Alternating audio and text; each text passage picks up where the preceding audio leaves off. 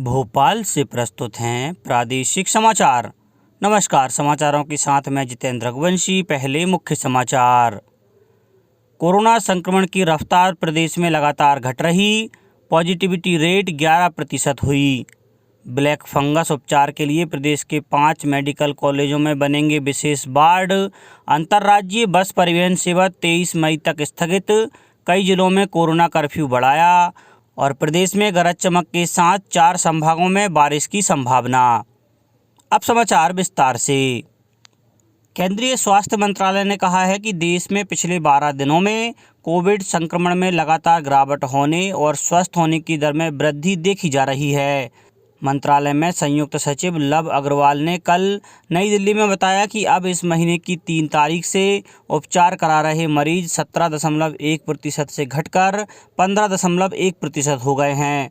उधर मध्य प्रदेश में कोरोना संक्रमण की रफ्तार दिनों दिन घट रही है। कल कोरोना संक्रमण की दर घटकर 11 पहुंच गई।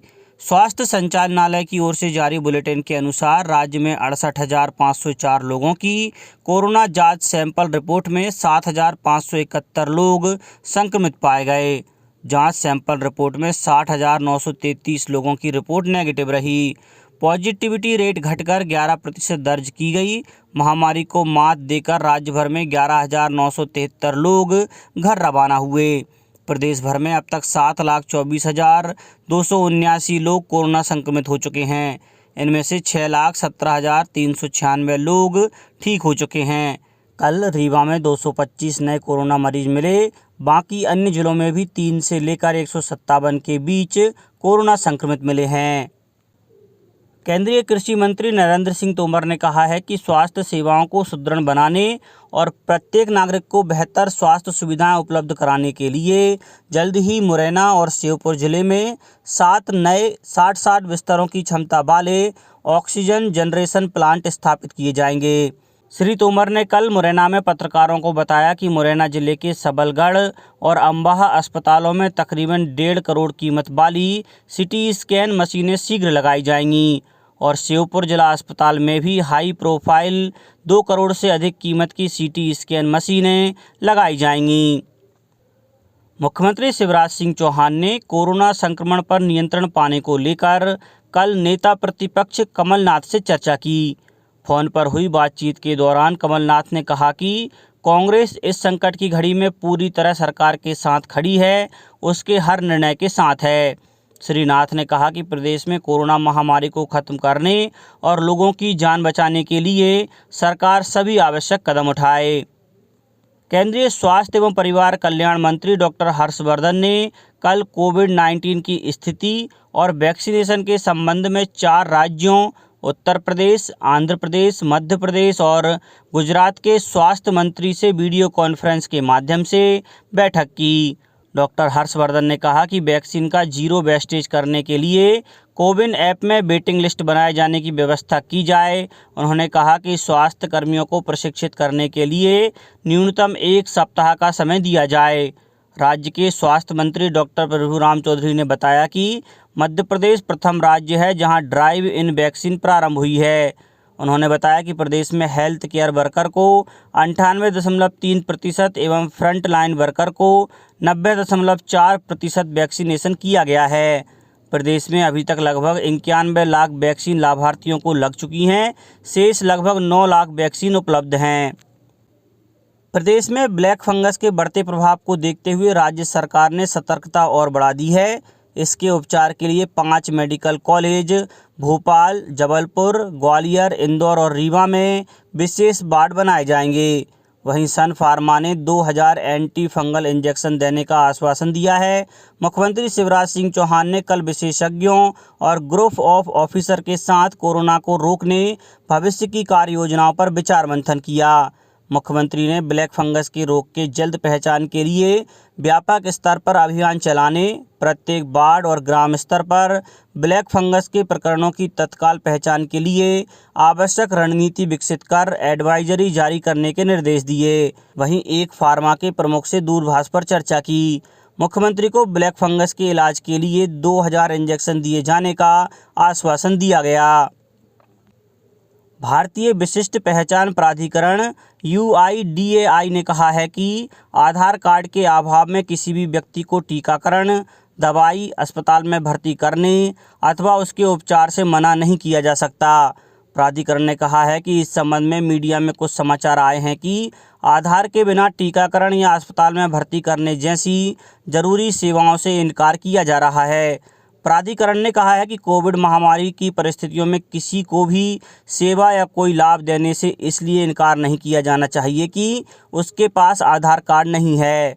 आवश्यक सेवाएं देने में मना करने के लिए आधार कार्ड का दुरुपयोग नहीं किया जाना चाहिए।